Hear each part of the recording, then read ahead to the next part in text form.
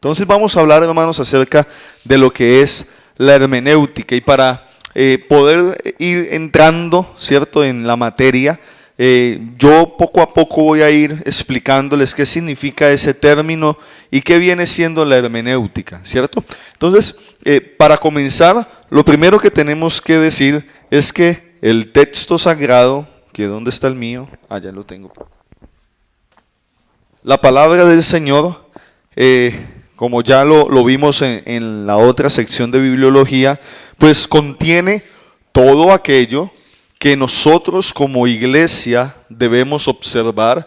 Y como lo estuvimos hablando en estos días que compartí un poco acerca de la reforma protestante, esa reforma lo que provocó fue que la iglesia cristiana, evangélica, tomara como fundamento o pilar de su fe el creer que la palabra de Dios es la máxima autoridad, ¿cierto? Es la norma de autoridad que la iglesia debe llevar a cabo. Acuérdense que estos días que estuvimos hablando de eso, de la reforma, dijimos que uno de los 5 pilares que dejó ese movimiento fue, por ejemplo, el principio de la ¿sola qué? Escritura. ¿Cuántos se acuerdan de eso? Escritura, ¿cierto? Entonces se habló acerca del principio de la sola escritura. ¿Cómo así? Pues recordando, ¿cierto?, el contexto histórico de cómo en aquel tiempo, pues la iglesia que gobernaba el mundo, la iglesia tradicional, había impuesto enseñanzas, dogmas, doctrinas, y pues estas doctrinas no eran basadas en la palabra de Dios, porque además de esto, pues el pueblo en general no tenía acceso a la palabra de Dios. Entonces el movimiento de reforma se dio a partir de gente que comenzó a conocer la escritura y comenzó a confrontar las enseñanzas de la iglesia con lo que ellos comenzaron a encontrar, ¿dónde? En la escritura. Y esa fue una de las cosas que hizo que se promoviera este movimiento llamado la Reforma, y a partir de allí en adelante el movimiento reformado hizo de este principio, la sola escritura, uno de los principios fundamentales. Lo que tiene que ver con nosotros, después de que nosotros también como iglesia del Señor entendemos de que solo la escritura contiene aquello que nosotros debemos observar, creer y obedecer. Amén. Como palabra de Dios, que es inspirada completamente ¿por quién? Por Dios. Amén. Y que algo o todo lo que esté por fuera de la escritura, hermano, pues nosotros debemos resistirlo y debemos, hermano, rechazarlo. Amén. Entonces, la escritura se convierte, hermano, en el objetivo número 1 de nuestro estudio. Como lo hemos estado mirando, Jesús dijo, escudriñad las escrituras, ¿cierto? Porque a vosotros os parece, se lo dijo a los judíos, que en ella tenéis la vida eterna y ellas son las que dan testimonio de mí. Entonces, es deber de nosotros como iglesia poder tener un conocimiento amplio de la escritura, tener un conocimiento profundo de la escritura. Es deber de los líderes, de los pastores, de los predicadores, pero es deber también de todos los creyentes, poder tener un acceso correcto a la palabra de Dios, de manera, hermano, que tengamos el conocimiento adecuado de la escritura, tengamos un conocimiento profundo de la escritura, y que a la hora de abordar los textos sagrados nosotros podamos emplear la correcta forma de interpretar la palabra de Dios. Amén. Y entonces, cada vez que usted lee la Biblia, a ver, ¿cuánto leen la Biblia? Constantemente. Entonces, cada vez que usted lee la Biblia, usted lo hace con el propósito de conocer la palabra de Dios. Pero sobre todo lo haces para que a través de esa lectura, de esa meditación, a través de ese momento de estar en la palabra, podamos nosotros comprender qué es lo que Dios tiene para quién, para nosotros. Así que en el momento en el que alguien toma seriamente la palabra de Dios y quiere entenderla, esa persona obligatoriamente tiene que interpretar la palabra de Dios. De allí que cuando usted se acerca a la palabra de Dios para leerla, para entenderla, para que eso que le quedó allí le quede en su vida, usted hizo un ejercicio de interpretación. Amén. Así que los intérpretes de la Biblia, ¿quiénes vienen siendo? Pues todos nosotros, ¿cierto? Entonces allí es donde aparece en la teología, de acuerdo a la necesidad de interpretar la Biblia y de hacerlo bien, porque uno puede interpretar la Biblia y hacerlo mal, ¿cierto? Puede uno interpretar las Escrituras y sacar una interpretación incorrecta y por ende una aplicación incorrecta. Entonces ahí es donde la teología, esta de la que estuvimos hablando, nos entrega una herramienta importantísima, y a esa herramienta la llaman la hermenéutica bíblica, ¿cierto? Que no es otra cosa, ¿cierto? Que la interpretación bíblica. Entonces, antes de comenzar a definir el término hermenéutica, quiero decir de que la hermenéutica se puede utilizar en diversos ámbitos del conocimiento.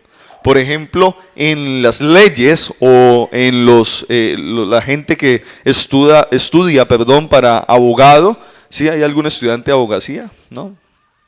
Si usted conoce a algún abogado, le puede preguntar acerca de hermenéutica y él le va a enseñar, porque a ellos les enseñan hermenéutica, ¿sí? De los derechos penales, de todo lo que tiene que ver con las leyes. Les dan a ellos unas herramientas, esto que llama hermenéutica, para poder interpretar las leyes.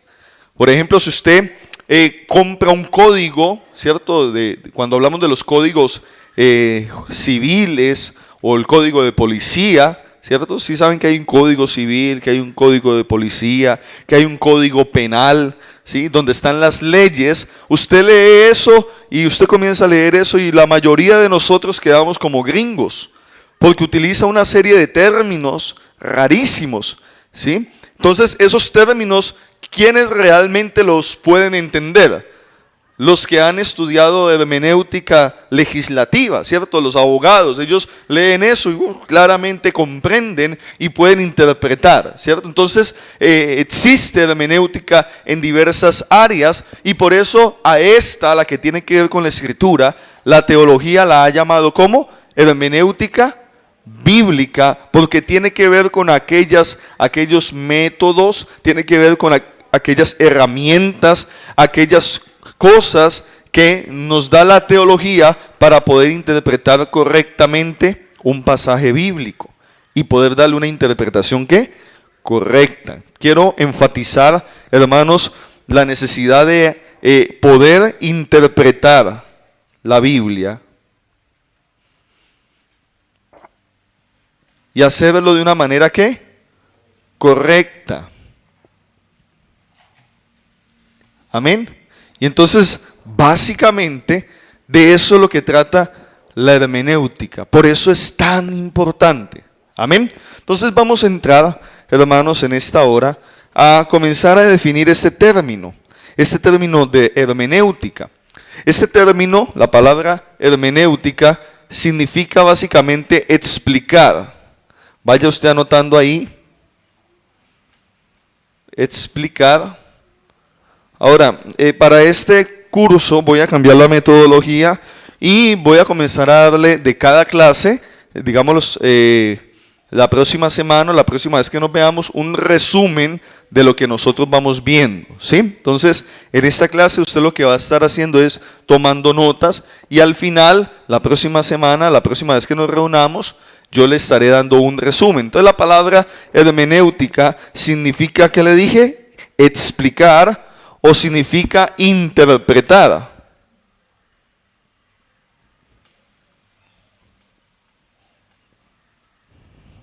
¿Sí?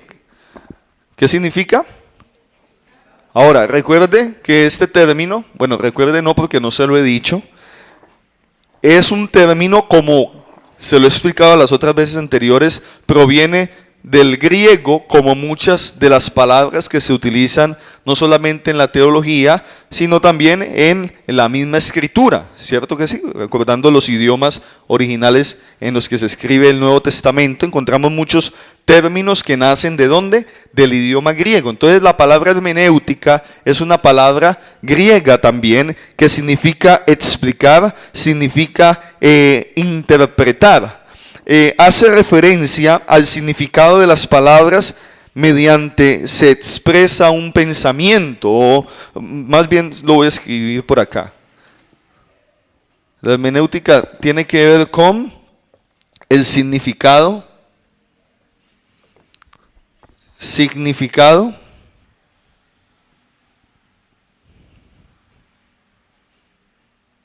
de las palabras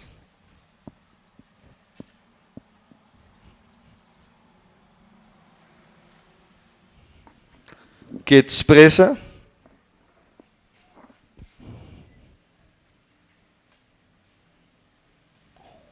un pensamiento.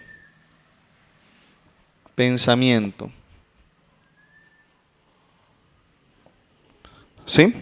Entonces cuando nosotros abordamos la escritura, ¿qué es lo que estamos abordando nosotros? Estamos abordando la palabra que proviene del Espíritu de Dios o que viene de Dios. Y esa palabra fue expresada en forma de pensamientos, ¿cierto? Es decir, cuando usted lee un pasaje de la Escritura, usted está leyendo algo que el Espíritu Santo quiso expresarnos a través del autor o del escritor, más bien, que está siendo usado por Dios.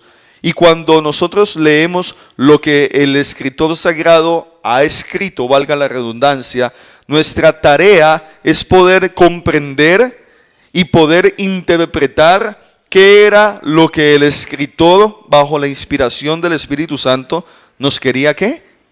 Nos quiere decir, ¿cierto? Para eso sirve ¿qué?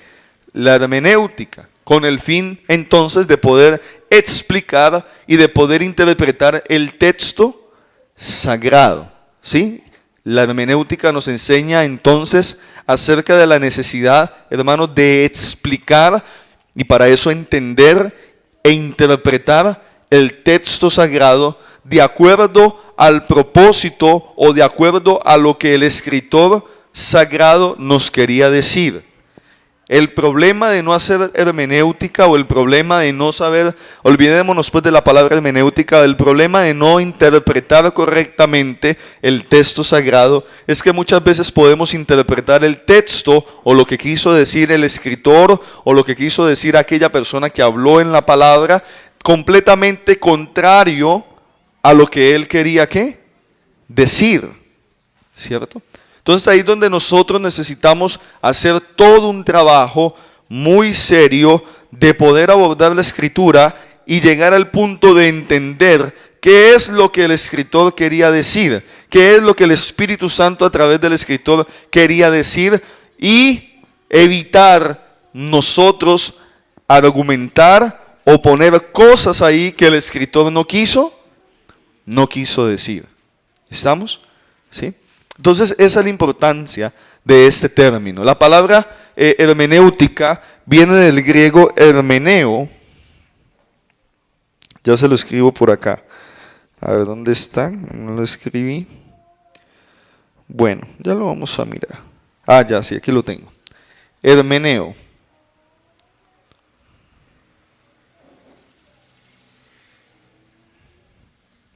¿Se alcanzan a ver lo que escribí por acá? Hermeneo es la palabra griega que denota el término ¿qué? Hermenéutica, ¿cierto? Ahora, ya les dije qué significa este hermeneo, ¿no? Explicar, interpretar, ¿cierto? Esta palabra tiene un origen, bueno, como muchas de las palabras del griego, en lo que ellos creían, ¿cierto? En sus creencias.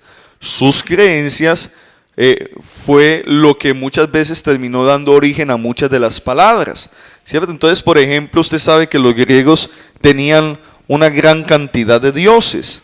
Si de pronto usted ha leído o ha escuchado acerca de las deidades de los griegos, ellos creían en muchos dioses. De pronto alguno ha visto películas o ha leído acerca de la mitología griega.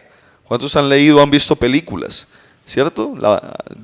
En la escuela uno lo ponían a leer, por ejemplo, la Odisea de Homero, una novela, o le pasaban la película, y todo eso hablaba de mitología griega. La mitología griega pues es la constitución de las creencias de los griegos, y ellos tenían una cantidad de dioses, y esos dioses habitaban en un lugar, ¿cierto?, llamado el monte Olimpo, y había un dios que era más poderoso que los demás. Eso creían los griegos, ¿cierto? Entonces había una deidad llamada, se me olvidó, Hermes, ya me acordé, Hermes, y este Hermes era un personaje ahí dentro de la mitología griega que era como el mensajero, ¿sí? ¿Era el qué? El mensajero. Entonces, dentro de lo que ellos tenían en su mitología, este personaje, ¿cierto?, era el dios de los mensajes, o el encargado de transmitir, ¿qué?, mensajes, y así se llamaba, Hermes. De allí, después, en la construcción de su lenguaje, pues utilizaron el nombre de Hermes y lo terminaron llevando al término hermeneo para utilizar eso como mensaje, o como lo que termina siendo la palabra, ¿cierto? Explicar, interpretar lógicamente un mensaje, un pensamiento construido por palabras, ¿cierto? Entonces de ahí viene la palabra hermeneo. Ahora, lo especial de este término es que cuando se escribe el Nuevo Testamento, los escritores utilizaron ese término también en la Biblia, ¿sí? Así que en el original griego de los textos del Nuevo Testamento podemos encontrar este término hermeneu, ¿sí? Y vamos a mirar entonces algunos pasajes para verificar eso. Entonces ustedes me van a ayudar. Entonces, por ejemplo, alguien que me lea Mateo capítulo 1, versículo 23.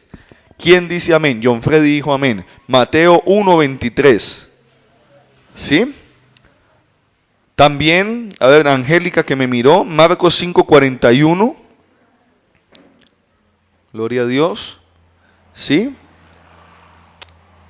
A ver, Camila, allá atrás, vas a leer Marcos 15, 22. ¿Sí? Y Joana, hermana Joana Pineda, léame por favor Juan 1, 38. Estos pasajes los voy a estar escribiendo acá, ¿sí? Mateo 1, 23. Mateo 1, versículo 23. A ver, ¿quién tiene Mateo 1, 23?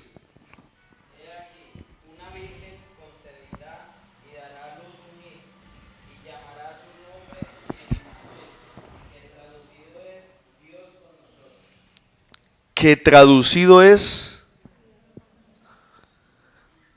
esa parte donde dice que traducido es, ¿cierto? Es la palabra ¿qué? Hermeneu. ¿Sí la leyeron? Que traducido es. En otras versiones usted va a encontrar el original, o la palabra más cercana al original, que es esta expresión, que significa.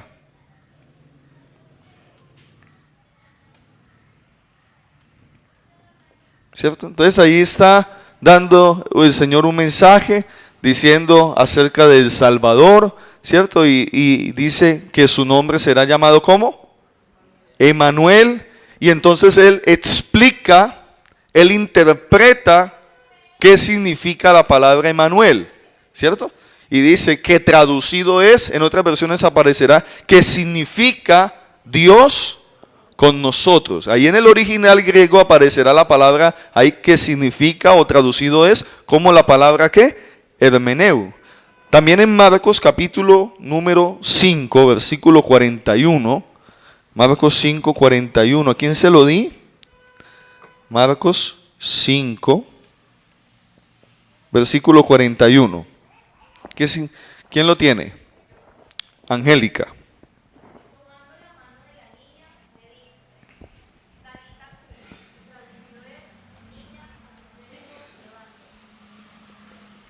Y tomando la mano de la niña,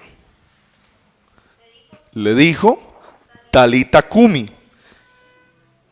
¿Y qué sigue después? Que traducido es, ¿cierto? Esa palabra talita kumi creo que es un término que apareció allí literalmente en el arameo.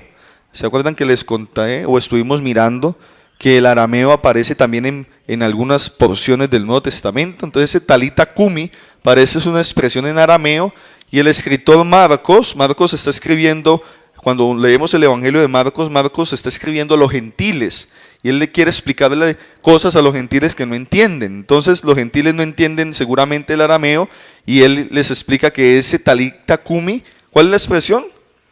Traducido es: niña, a ti te digo, levántate, ¿cierto? En el original realmente aparece la palabra que significa, ¿cierto? O la palabra hermeneu, allí la versión Reina Valera la coloca en ese pasaje, traducido es.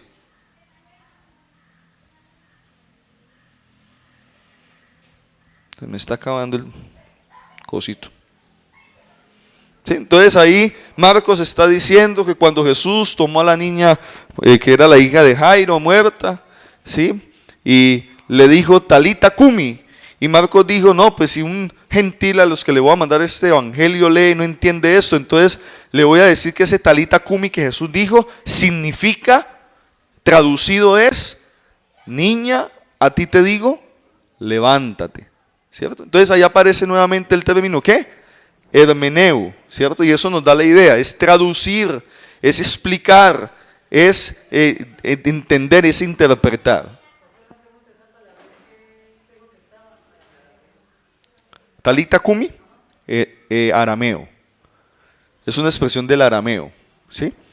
Y que, bueno, no conozco realmente la razón por la cual, o es de pronto difícil comprender la razón por la cual en las versiones que tenemos nosotros, y especialmente la versión Reina Valera, esa expresión quedó allí. Como por ejemplo cuando Jesús está en la cruz.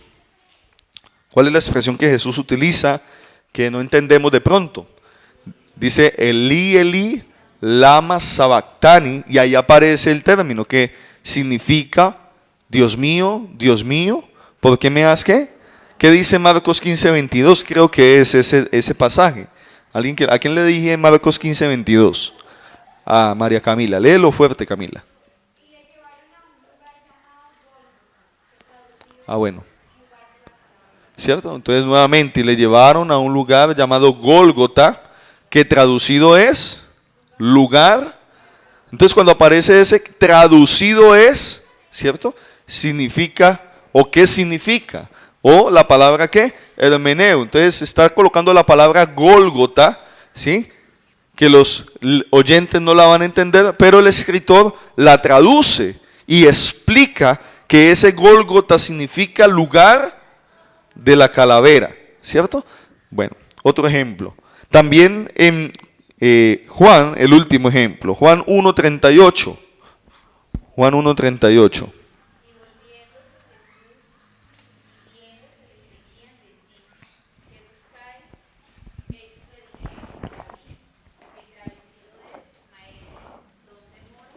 ¿Cierto? Y ellos le dijeron rabí, ¿sí? Esa palabra, ahí Juan la traduce, que traducido es, ¿qué? Maestro, ¿cierto? Pero entonces Juan utiliza el término traducido es, hermeneu, ¿listo? ¿Sí? Traducido es, o que significa maestro. Entonces usted ya sabe que rabí, ¿qué significa?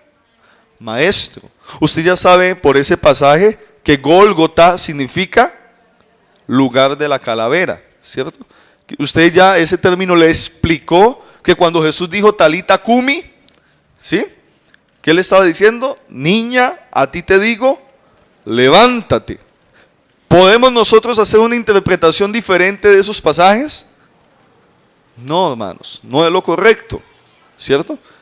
En la misma Biblia nos da ejemplo de cómo interpretar el pasaje, de qué era lo que quería decir el Señor allí, ¿cierto? Entonces, nuevamente aparece, mire qué hermoso Dios y su palabra. La misma Biblia nos explica qué es el término hermeneu, ¿cierto? Ya está un poco claro lo que es el término hermeneu, es explicar, ¿cierto? Es interpretar, ¿sí? Y se apoya en estas frases, qué significa, o traducido es, o esto quiere decir tal cosa. Amén. Entonces, esta idea de la hermenéutica debe comenzar a metérsenos, ¿dónde? Aquí en la cabeza, a la hora de nosotros leer la Biblia, ¿sí? Ahora días, una de las jóvenes de la iglesia me habló, por ejemplo, de alguien que alguien le decía acerca de un pasaje en la Biblia, que habla por allá en Abacú, ¿es que es? ¿Cierto? Y entonces dice el Señor le habla al profeta que escribe la visión y que la declara en una tabla y que pronto vendrá la visión, ¿cierto? Y que aunque se demore un poco de tiempo, pronto sucederá, ¿sí? Entonces, a ese pasaje se le hacen muchas interpretaciones, ¿sí? Entonces, muchas de las interpretaciones que se le da es, por ejemplo, que nosotros pues podemos, y yo lo hice, les confieso que eso que la hermana me contó, ya la puse en evidencia, hermana, alguien le preguntaba eso a ella y ella me contaba. Yo hace mucho tiempo, hermano, escuché una enseñanza y yo llegué a mi casa y cogí una tabla conforme a lo que decía el texto y coloqué ahí una cosa que yo quería para mí y la coloqué allá. Esa tabla está en mi casa todavía, estos días la busco, ahí en Palmira está, ¿sí? ¿Cierto? Conforme a esa palabra. Ahora, pasa el tiempo y yo comienzo a estudiar todo el libro del profeta Abacú y me doy cuenta, hermano, que la interpretación de ese texto es otra a la que yo le había dado escribiendo allá en la tabla en mi casa, ¿cierto? Y es que cuando uno lee todo el libro se da cuenta de que Dios está dando una respuesta al profeta porque él está clamando a Dios indignado por causa de tanta maldad. Primera tarea hermenéutica, lea el libro de Abacú. Y Abacú está indignado porque hay violencia, los pobres someten a los ricos, someten a los pobres, matan, mejor dicho, el rico se hace más rico, el pobre más pobre y el rico más malo y daña y roba. Y hay una descomposición terrible en el pueblo y el profeta le duele eso y él comienza a orar a Dios. Lea el libro y se da cuenta de eso. Y él comienza a orar a Dios porque al profeta le parece que Dios es indiferente y que Dios no va a hacer nada y él está ahí luchando en oración. Bueno, Dios, ¿hasta cuándo? Y aparece el término ¿hasta cuándo? ¿Hasta cuándo no castigarás? Y bueno, en fin, y hasta que por fin, ¡pum!, Dios le responde al profeta y le dice, no, yo no estoy loco ni sordo ni me he hecho el loco con esto que está pasando, no, yo voy a traer juicio. Y comienza Dios a hablar al profeta y a decirle, y Abacú lo que está teniendo es una visión de Dios, donde Abacú está viendo que viene ejércitos terribles y devastadores, un ejército Dios va a levantar, y después nos damos cuenta que es el imperio de los caldeos, los babilónicos están por venir. Dios está dando una profecía a ese profeta de que el juicio sobre la nación va a venir. Y Abacú está viendo eso, él está teniendo una visión profética como parte de lo que Dios le está respondiendo. Y entonces cuando esa visión se está completando, Dios le dice y escribe la visión. Lo que has visto de lo que yo voy a hacer como juicio, escríbelo. Y aunque se tardare un poco en cumplir, tranquilo, espéralo porque vendrá. ¿Cierto? Así que la visión de la cual Dios le estaba hablando a Abacú no era una visión de colocar, quiero casarme con una mona alta de ojos verdes y colocarla en una tabla. Bueno, yo pudiera decir eso, no sé, pero la interpretación primaria y la correcta que debo hacer de ese pasaje es la del contexto en donde Dios le está hablando al profeta algo específico, y tenemos que entender que lo que Dios quería decir es que lo que Dios le mandó a escribir al profeta en esa visión era el juicio que Dios le está revelando. Eso es lo que quiere decir ese pasaje, ¿sí? Entonces su tarea y mi tarea es entender que era Dios lo que quería decir, y bueno, ya después usted verá cómo aplica y su problema delante de Dios, y lo aplica como usted quiere, ¿cierto? Y el problema mío delante de Dios, si comienzo a meterle otras cosas y a salirme, ¿cierto?, por la tangente y decir, bueno, eso queda como a la decisión de cada persona, ¿sí? Pero entonces el trabajo correcto y irresponsable no, y responsable que nosotros tenemos que hacer a la hora de leer la Biblia y estudiarla es interpretarla correctamente, entendiendo qué era lo que Dios quería decir. Por eso es que hoy nosotros escuchamos cosas muy raras. ¿No han escuchado cosas raras, hermanos? ¿Sí?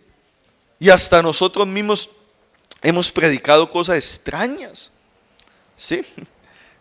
Que cuando las comparamos con lo que el pasaje bíblico quería decir, no tenía nada que ver eso.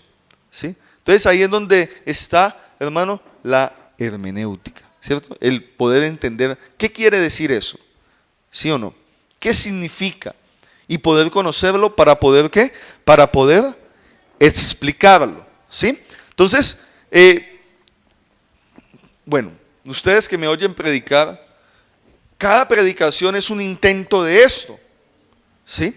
Cada predicación que ustedes pueden escuchar, ¿cierto? Mi propósito siempre es ese, es poder exponer el texto, poder exponer la palabra de Dios, poder exponer qué quiere decir eso y después cómo lo aplicamos a nuestro contexto aquí en la iglesia y en nuestra vida conforme a lo que el Espíritu Santo vaya revelando a través de su palabra. Amén. ¿Sí? Y ese debe ser el trabajo de cada uno de nosotros. Amén. Entonces, esta es como la parte introductoria de lo que es la hermenéutica. Ahora, en este trabajo hay que tener en cuenta de que cuando nosotros leemos la Biblia, voy a comenzar a orar por aquí, nosotros debemos entender de que las palabras que se utilizaron o que se utilizan en los textos sagrados, esas palabras pueden tener múltiples significados. ¿Sí? ¿Varios qué? Significados.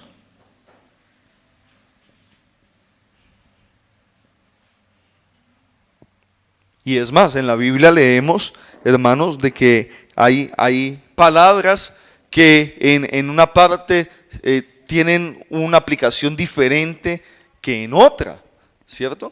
A esto en hermenéutica se le llama la polisemia. Anoten ese término, polisemia.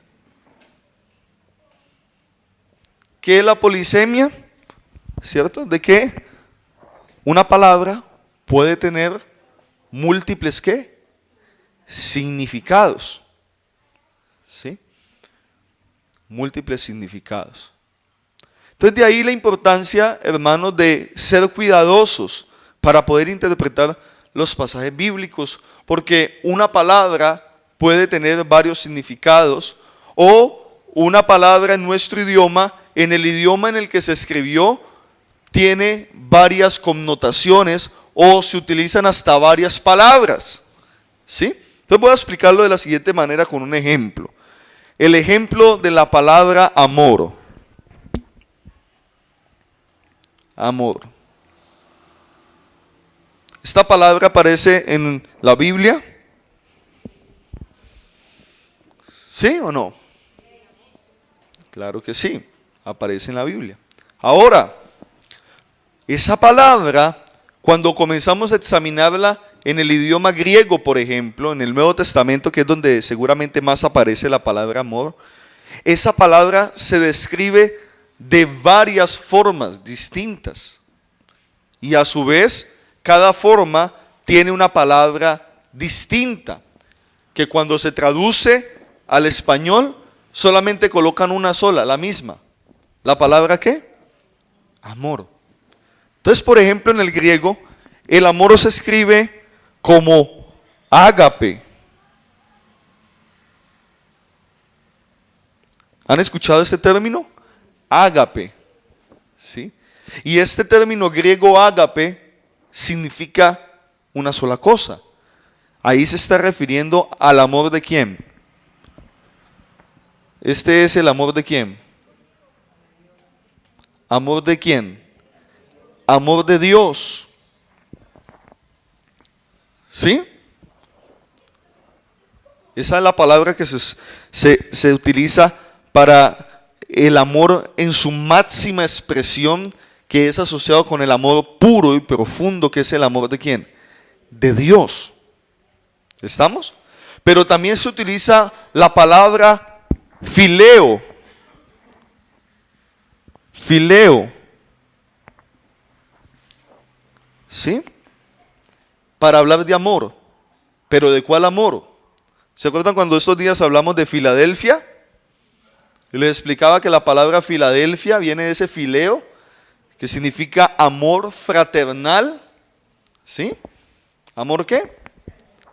Amor fraternal.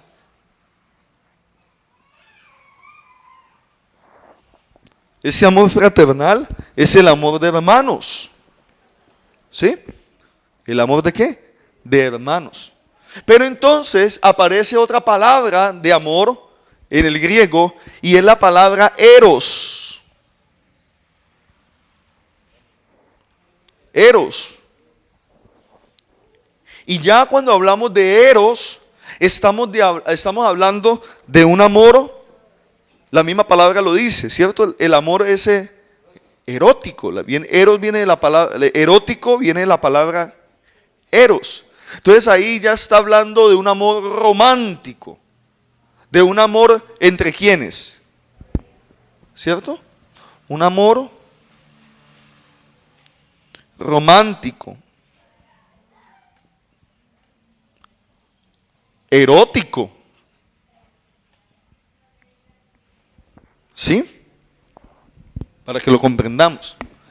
Entonces, por ejemplo, yo pudiera pensar de que ese amor, yo puedo, ese amor eros para expresar mi amor hacia Dios. ¿Ah? No. ¿Cierto que no? Yo pudiera expresar mi amor fileo para expresar mi amor hacia Dios. No. Pero yo pudiera expresar el amor ágape para amar a Dios. Claro que sí. ¿Puedo utilizar el amor ágape para hablar del amor a mis hermanos? Claro que sí. Es más, con este amor es que debemos amarnos nosotros. Con el amor ágape. ¿Sí? ¿Podemos expresarnos con ese amor fileo para amarnos entre hermanos? Claro que sí. ¿Cierto? Necesitamos agaparnos. Agapao significa el término.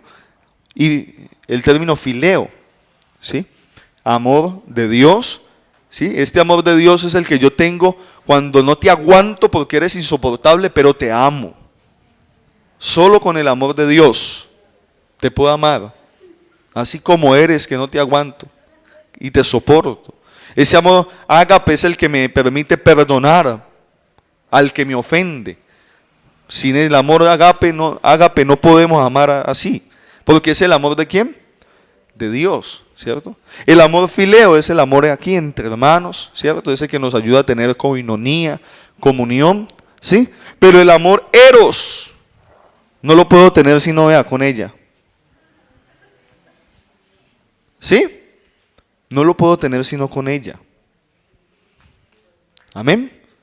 Si usted quiere tener amor eros con todo, hay que hacerle unas 15 liberaciones. ¿Sí? ¿Sí? Entonces esos son como los contextos de la palabra eros, ¿cierto? Entonces ahí es donde entendemos. ¿Ustedes se acuerdan ese pasaje de la Biblia cuando aparece Pedro después de que negó a Jesús y lo falseó? Lo negó. ¿Se acuerdan el reencuentro entre Jesús y Pedro? Es Juan capítulo 20, lo leen en la casa porque aquí ya no tenemos tiempo. ¿Sí?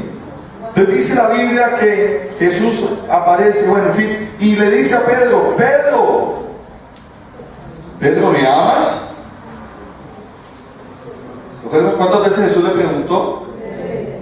3 veces. Le dijo, Pedro, ¿me amas? Cuando nosotros analizamos esa palabra en un diccionario teológico, un diccionario, de las palabras, por ejemplo, en el griego, usted se da cuenta que en el original Jesús le dijo, Pedro, ¿me agapao? Pedro, ¿me amas con este amor? Y resulta que Pedro le dice, sí, Señor, yo te fileo. En el original aparece que Pedro le dijo, yo te fileo. Y entonces por eso Jesús volvió y le dijo, Pedro, ¿me agapao? Pedro, ¿me amas? Y Pedro volvió y le respondió, yo te fileo. Es como que yo te quiero, ¿cierto? Ese fileo en comparación al agapao es como un poco menos intenso, ¿cierto? Es como que usted tiene gente a la que ama y bueno, no me gusta utilizar el término, pero adora, ¿cierto? Esa gente por la que usted se muere que pues lo mejor es que sea nuestra familia, ¿no? ¿Sí? Y tiene otros que pues usted los quiere, ¿sí o no? ¿Hay diferencia? ¿Sí? Es como cuando, a ver, alguien en algún momento de su vida de pronto tuvo una novia, o tuvo un novio, o tuvo varios. Usted de pronto, de varios que tuvo, o de varias que tuvo uno a que usted, mejor dicho, lo amó con, mejor dicho, chorreaba la baba ahí. ¿Sí o no? No. Claro, dice él, ¿cierto? Una que usted, mejor dicho, hizo hasta unas bobadas, estaba más tragado que, no digamos que, ¿cierto? Y de pronto por allá tuvo una que sí era muy bonita, o muy chévere el muchacho, y usted pues sencillamente lo quería, ¿sí o no? O sencillamente así usted la quiso, ahí le fue agradable, pero nunca fue lo que de pronto fue la otra, o lo que nunca fue el otro, ese sí la dejó, mejor dicho, sonso. ¿Sí o no? Jesús le estaba diciendo, Pedro, ¿me amas? Y Pedro le está diciendo, sí, Señor, yo te quiero. ¿Sí? Ahí entendemos el por qué Jesús le pregunta varias veces, ¿cierto? Y al final Pedro como que reacciona. Y en la última respuesta le dice, Señor, tú sabes todo. Tú sabes que yo te he agapao, aparece en el original. A lo último Pedro entendió. ¿Qué fue lo que entendió Pedro? Que a Dios a Jesús hay que amarlo así, hay que quererlo. No, hay que amarlo con todo el corazón. Amén, eso es lo que significa. Entonces, y así como este ejemplo, podemos encontrar, hermanos, cantidad de ejemplos en la Biblia, ¿cierto? Ahora, yo me detengo aquí para responderle una pregunta que usted no me la ha hecho, pero creo que yo la haría. Pastor, ¿y yo cómo conozco cuando una palabra está hablando de una cosa y está hablando de otra cosa? Es la gran pregunta, la pregunta del millón, ¿cierto? Entonces allí, hermanos, es donde viene la parte de nuestro compromiso con querer aprender más de la palabra de Dios, ¿sí? Un compromiso que, bueno, yo como pastor lo tengo porque es mi responsabilidad de Dios profundizar en la Escritura para poder enseñar correctamente la palabra de Dios. Pero ese compromiso no fue algo que adquirí porque yo era pastor o iba a ser pastor. Es algo que adquirí desde hace tiempo atrás cuando no era pastor. Y mi compromiso era con la palabra de Dios y con entender la palabra de Dios, ¿sí? Entonces ahí es donde aparece, hermano, que gracias a Dios y al tiempo en el que estamos, tenemos una gran cantidad de herramientas a nuestra disposición que nos permite profundizar en entender mejor los textos de la palabra de Dios, ¿sí? Entonces ahí aparece, hermano, que la mayoría de nuestras Biblias hoy día vienen con ayudas. Esas ayudas hay que observarlas. Mire su Biblia, ¿cierto? De pronto habrán algunas Biblias muy sencillas y no tendrán ninguna ayuda, ¿sí?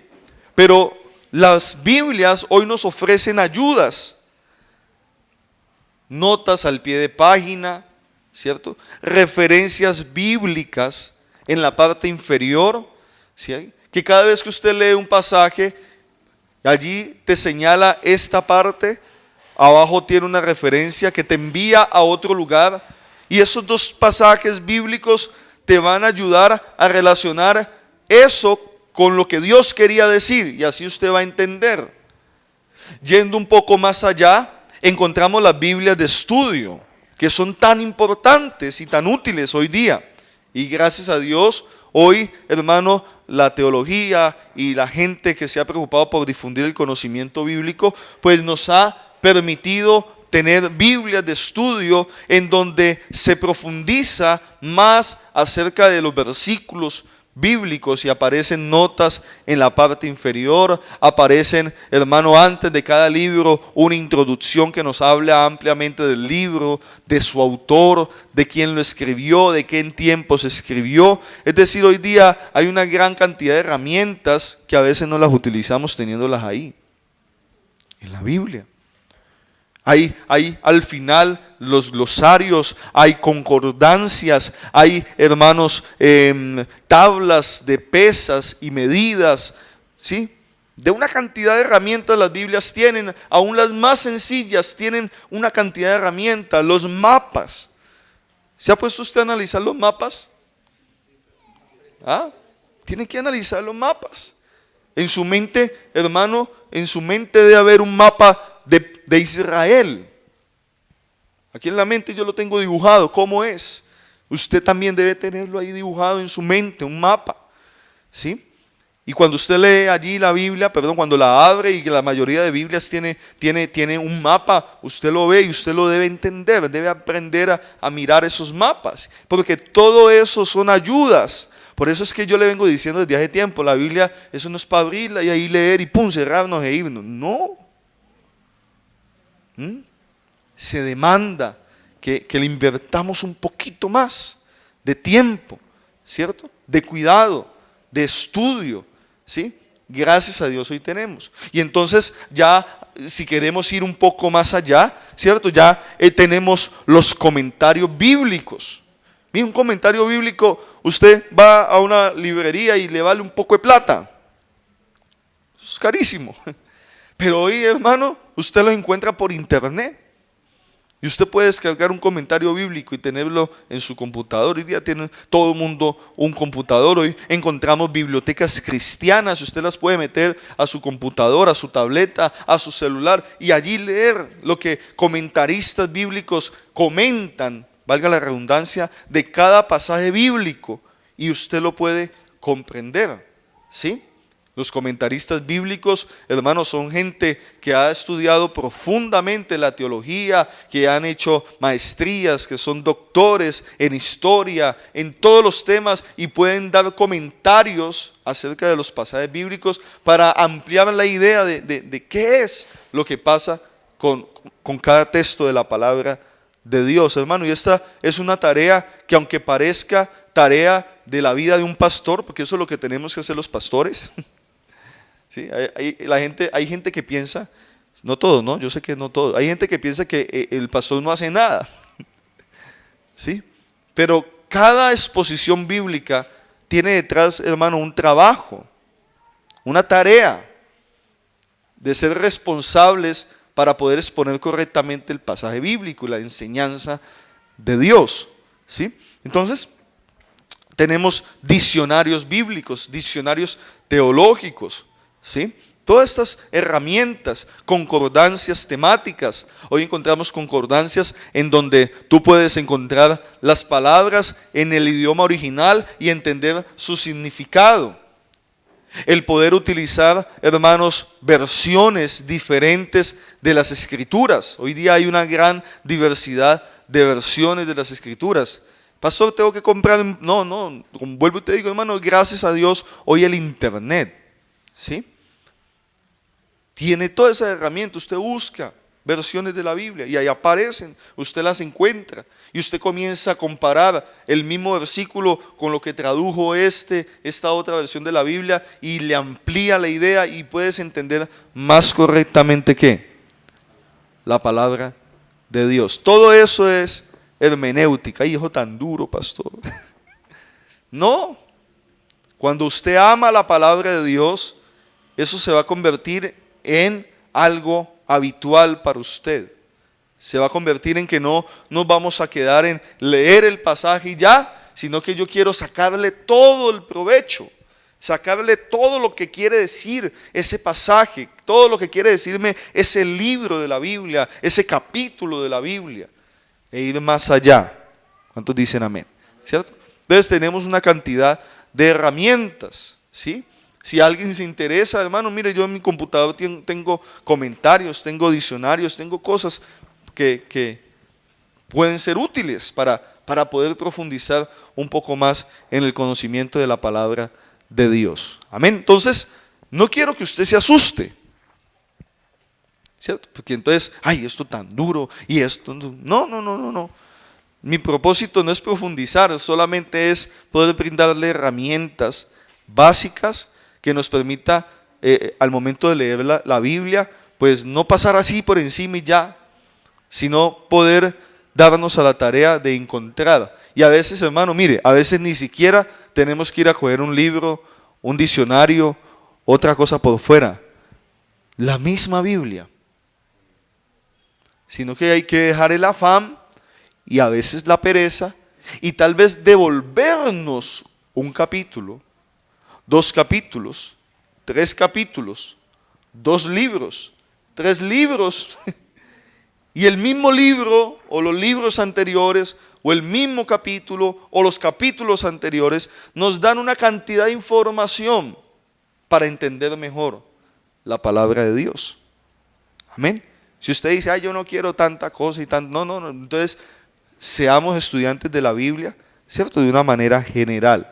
Amén. Mire, de ahí la importancia, y esto lo coloco como un paréntesis. Qué importante es estudiar la Biblia de una manera sistemática. Cuando hablamos de una manera sistemática, estamos hablando de tomar un orden, ¿sí? Y a veces hay creyentes que leen la Biblia desordenadamente. Y eso no es tan provechoso para nuestro entendimiento de las Escrituras. Lo mejor, hermanos, es leer la Biblia sistemáticamente, es decir, por orden, irla leyendo, ¿sí? Y usted va grabando en su mente, ¿sí?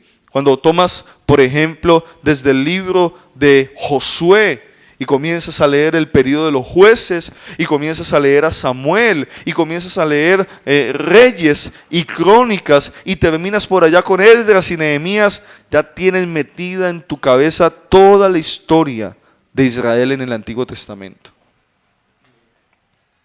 Y entonces cuando después de eso leas a los profetas, te vas a dar cuenta en qué momento habló ese profeta y qué era lo que quería decir. Porque Isaías dijo esto, porque por allá en Crónicas yo leí que el rey al que él estaba profetizando estaba haciendo esto y Dios le quiso decir esto. Y vamos teniendo un mayor entendimiento de ¿qué? De la Escritura. Amén. Pero entonces eso es algo que demanda. Yo comencé hace días, el mes de la Biblia predicando acerca de Esdras. ¿Se acuerdan de Esdras? Que prediqué un poquito acerca de él. Él había preparado su corazón, dispuesto su corazón para inquirir, ¿cierto? Para profundizar la palabra de Dios. Amén. Y entonces Dios quiere que nosotros aprendamos eso también. Amén. Que no nos vamos a volver pues super teólogos, ni nos vamos a volver como Pablo, pues, como Pedro, como esa gente tan tremenda, los teólogos de hoy día. No se trata de eso. Bueno, ya si Dios por la gracia de Él quiere levantar un Pablo aquí, en fin. Pero, hermano, que podamos ser personas que entendamos la palabra del Señor. Amén. ¿Sí? Eso es lo que Dios quiere para nosotros. Bueno, entonces, a partir de aquí, hermanos, no sé qué horas son, que alguien me dice la hora porque no, sigo derecho hasta mañana. ¿20 para qué? Para las 6, Jesús de Nazaret. Bueno, hoy vamos a estar hasta las 6, amén, para que usted se ponga contento. Hasta las 6 porque tengo que acabar, así que me ayuda, mi amor, me ayuda. 5 para las 6 me avisa porque tenemos que acabar hoy temprano. ¿Sí?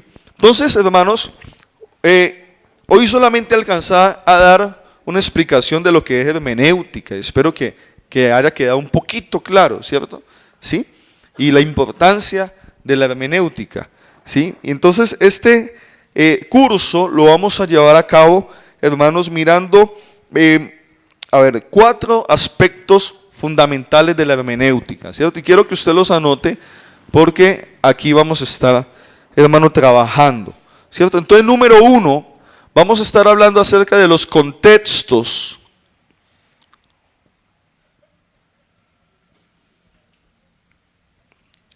Hay otra palabra, yo la voy a poner allí, pero yo quiero trabajar solamente la palabra contextos, ¿cierto? Esto también se le llama abismos.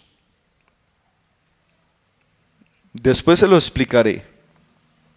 Los contextos o los abismos. Yo prefiero hablar de la palabra contexto, ¿cierto?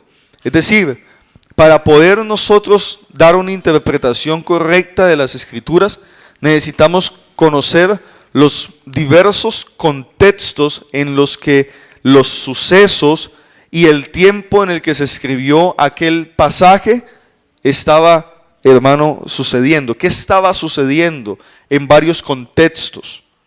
Amén. Por eso es que no es lo mismo leer el Nuevo Testamento y el Antiguo Testamento. Ya hay 2 contextos diferentes. ¿Cierto que sí? ¿O no? Claro que sí. No es lo mismo. No es lo mismo leer, hermanos, el Génesis en el Antiguo Testamento y después por ahí leer el libro de Esdras. Fueron 2 tiempos, 2 contextos diferentes. Amén. No es lo mismo leer las cartas del apóstol Pablo y los escritos de Pedro. Tenían enfoques y ministerios diferentes. Pablo había sido llamado apóstol, maestro y predicador a los gentiles. Pedro había dedicado su ministerio al pueblo judío. Entonces hay que comprender esas visiones del ministerio de cada uno. A eso lo llamamos ¿qué? Los contextos. ¿Estamos? ¿Sí? También, después de hablar de los contextos, vamos a hablar acerca un poco de los géneros literarios. Géneros literarios. ¿Sí? Entonces, cuando hablamos de géneros literarios, hablamos, por ejemplo, del género apocalíptico. ¿Sí? ¿En la Biblia hay literatura apocalíptica? Claro, ¿cierto? Literatura profética, poética, ¿sí? Entonces, hay que entender esos géneros literarios, ¿cierto? Entonces, cuando tú lees un pasaje, tú tienes que comprender esto qué género literario es, y si usted comprende el género literario, pues eso le va a dar más entendimiento de lo que Dios quería decir allí. Amén. Entonces vamos a hablar de los géneros literarios. Vamos a hablar también acerca de las figuras literarias. Figuras literarias. ¿Cuáles son las figuras literarias? Por ejemplo, la parábola. ¿Cuán importantes son las parábolas? Uy, hermano, Jesús utilizó parábolas tremendamente, ¿cierto? Metáforas, aparecen metáforas en la Biblia también. ¿Qué es eso? ¿Qué es una metáfora? ¿Qué es una parábola? ¿Cómo distinguir una parábola de una metáfora? ¿Qué es una alegoría? ¿Cierto? Cuando usted entiende que, usted dice, esto es una alegoría, ¡pum!, se le abrió tremendamente ese pasaje y entiende mucho mejor, ¿cierto? Entonces, esos son figuras literarias. Y por último, hermano, una de las cosas más importantes, vamos a estar hablando acerca de los métodos. Esto se llama métodos exegéticos.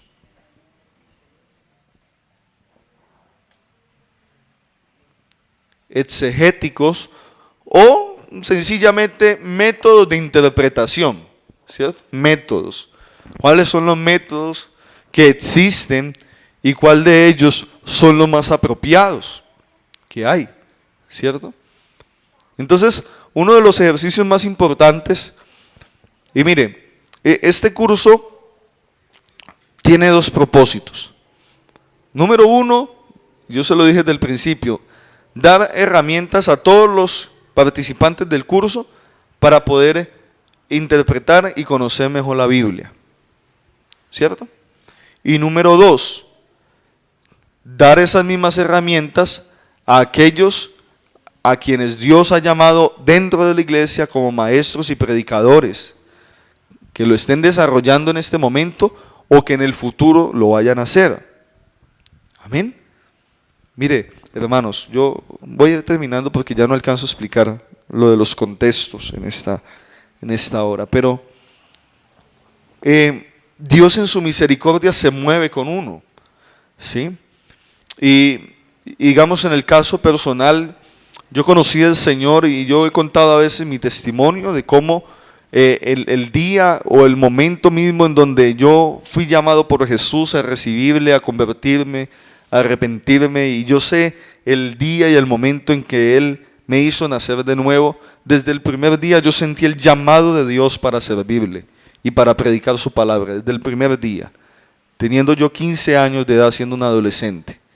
Y con los meses el llamado de Dios se hacía tan claro en mi vida, que la obra de Dios se acrecentaba en mí, y por eso comencé como a servir al Señor muy rápido, ¿sí? Muy pronto, porque Dios comenzó como a formar mi vida y a levantarme, y gracias a Dios tuve pastores que me ayudaron y me impulsaron a servir a Dios, y comencé el asunto de la predicación y de la enseñanza como un don que Dios me había dado desde muy joven, y comencé a predicar en muchos lugares, sobre todo en la calle, en las casas, en fin, ya al tiempo me permitieron predicar en la iglesia, ¿sí? Y aunque comenzamos a predicar y veíamos el respaldo de Dios en muchas cosas, hermano, yo sé que habían tantos errores, tantas falencias, hermano, que lo tengo que decir, no corregidas por mis superiores, por mis pastores, y por el contrario, falencias enseñadas por ellos mismos. Yo predicaba como veía predicar a mi pastor en muchas cosas, ¿cierto? Y predicaba a veces lo mismo que le escuchaba decir a él y de la forma como él predicaba, ¿sí?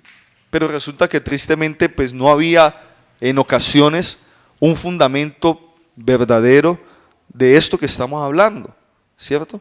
Entonces predicábamos hasta cosas raras, ¿cierto? Y uno las predicaba pues convencido, ¿cierto? Y apasionado por Dios, pero con el tiempo, cuando uno comienza a adquirir mayor responsabilidad, se comienza a dar cuenta cuántas locuras, cuántas cosas mal interpretadas y mal aplicadas, ¿cierto? Terminé enseñando y predicando. Entonces tuve la experiencia entonces de no solamente haber recibido de Dios el fuego, el deseo de predicar, eso que me motivaba a hacerlo, de pronto la facilidad de expresarme que recibí de parte de Dios cuando vine a Cristo, porque yo no la tenía, hermanos. Y cuando vengo a Cristo, el Espíritu Santo me llena y yo comienzo a hablar la palabra sin temores, sin penas, sin ningún miedo, y hablar la palabra de Dios, siendo un niño, siendo un muchacho, hablarla, bueno, recibir esas cosas y hacerlo, ¿cierto? Pero con el tiempo uno logra entender que habían tantos vacíos, ¿cierto? Entonces, como yo viví todo eso, y comprendí mis vacíos después, y la necesidad de ser más responsable con la palabra de Dios, es que es mi deseo y mi preocupación de que aquellas personas que Dios, porque Dios en cada tiempo va levantando hermanos y gente en la iglesia, ¿cierto? ¿O usted lo cree o no? Dios va levantando gente, eso ni es voluntad del pastor ni de nadie, es Dios mismo, ¿cierto? Yo no me levanté porque mi pastor quería mucho, no, era porque Dios me tenía y porque Dios es el que levanta. Entonces mi trabajo es que todo aquello que el Señor nos permite comenzar a comprender pueda ser impartido para que aquellos que van comenzando ese trabajo precioso, ese llamado de Dios, se vayan levantando no con los vacíos que muchos de nosotros nos levantamos, sino que vamos comenzando a tener unas bases sólidas acerca de la responsabilidad, de poder abordar la palabra de Dios con eso, con responsabilidad. Amén. Porque a veces no se tiene responsabilidad. ¿Sí? Entonces leemos un versículo, nos pareció bonito y comenzamos a hablar y hablamos tanto, que terminamos hablando, hermano, por allá, de otras cosas. ¿Sí? Mire, la primera vez que ya yo prediqué en la iglesia, recuerdo tanto, eso sí lo hizo mi pastor. Yo estaba, hermano, ese día yo prediqué, tenía 16 años, la iglesia estaba llena, ya era una iglesia que estaba en crecimiento y yo estaba contento porque prediqué. Mi sueño era predicar en un culto. El jueves la iglesia se llenaba tremendamente, era algo bonito ahí en la iglesia. Y me dieron el culto más grande de la semana para predicar la primera vez. Y prediqué yo contento y yo terminé de predicar y comenzamos a orar. Y bueno, la presencia de Dios comenzó a moverse, ¿cierto? Y yo me sentía feliz. Pero al otro día, mi pastor me invitó a una conferencia en Cali, que había un predicador que venía a dar unas conferencias. Y se montó en el carro, me montó y en medio estaban dos de varios diáconos de la iglesia. Y hermanos de Palmira a Cali me destrozaron. Yo que pensé que había predicado lo más de bien. El pastor dijo, bueno, díganme cómo predicó este muchacho anoche. Y comienzan los hermanos a sacar los errores y a sacar cosas, ¿cierto? Y lo que más me decían era que yo había hecho un sancocho, me dijeron así. No me olvido lo que prediqué de Apocalipsis 1, de la revelación de Jesucristo, ¿cierto? Y yo terminé por allá hablando de la prosperidad y terminé hablando por allá de la sanidad y me puse a hablar de un poco de cosas. Y los hermanitos decían amén, aleluya, y todo el mundo contento. Pero al otro día me pegaron una peina y me dijeron, usted hizo un sancocho, usted no puede hacer esa mezcolanza de cosas, ¿cierto? Y entonces a veces hacemos eso, ¿sí? Hacemos eso. Entonces necesitamos entender cómo poco a poco ir formando una manera correcta de entender la Biblia y bueno, al que le toque predicar, de poder en el momento de predicar hacer una correcta exposición, ¿cierto? De la palabra de Dios. Amén. ¿Sí? Entonces lógicamente vamos a cometer errores, ¿cierto? Aquí no nos van a excomulgar por, sí, no, nada de esas cosas, ni nos vamos a ir para el infierno. No, pero sí debe ser nuestro propósito cada día mejorar, ser mejores predicadores. Porque un día alguno o algunos acá Dios los llamará a pastorear gente. Y cuando usted tenga que parar delante de gente con la responsabilidad de hablarles la palabra de Dios, ahí es donde usted más va a entender. Amén. Usted no se puede parar acá a hablar ahí cosas raras y cosas, no. Ahí es donde más vamos a entender. Amén. O, para que terminemos, porque es cierto, ya van a ser las 6 creo. La responsabilidad de poder hablarle a la gente que nos aborde con preguntas y hablarles con argumentos bíblicos y teológicos realmente sólidos. Amén. ¿Cierto? Ahora ya es que conversaba con una de las jóvenes de la iglesia que me decía que alguien le preguntaba que los asuntos de la Navidad. Bueno, si alguien te pregunta entonces, ¿por qué celebras o no celebras la Navidad? ¿Tienes argumentos bíblicos y teológicos sólidos para poder darle una respuesta a la gente? En el caso de nosotros que pues no somos dados a celebrar como el mundo lo hace este tiempo, ¿sí? Entonces habla de eso, no es solamente para predicar, es para que cuando tu familia critica, ¿a cuántos los critican? Y le critican y yo no sé qué, y después hermanos que están preguntándole a usted cosas. ¿Sí? Cuando están bien intrigados y bien tocados, ahí sí vienen y le preguntan a usted, ya dejan de criticarlo por un ratico y le preguntan, ve, vení, contame, y esto, ¿por qué es así? Entonces ahí es donde el creyente debe tener la solidez para poder dar argumentos, escuche, bíblicos y teológicos. Después vamos a hablar de esto, argumentos teológicos. para poder enseñarle a la gente y decirle por qué creemos en lo que creemos. Amén. Gloria a Dios. Vamos a orar. Padre, en el nombre de Jesús, en esta hora, te doy gracias por la vida de mis hermanos y hermanas, Señor, que han estado en este lugar. Señor amado, yo te pido que en ninguno falte el deseo y el propósito, Señor, de continuar, Señor amado, este curso, que tú seas cada día ayudándonos, Señor, a comprender mucho más las Escrituras, Señor, y que al menos, Señor, pueden haber cosas de pronto muy complicadas de entender, pero al menos lo básico que nos has dejado en esta enseñanza, Señor, es poder tomar tu palabra con una mayor profundidad, Señor, con el deseo de entender mucho mejor, Señor amado, lo que tú quieres decir por medio de tu palabra. Gracias te doy, Señor, porque además de todo, tu Espíritu Santo nos guía y nos ayuda a comprender la palabra tuya, Señor. En el nombre de Jesús yo te doy gracias por mis hermanos. Amén y amén.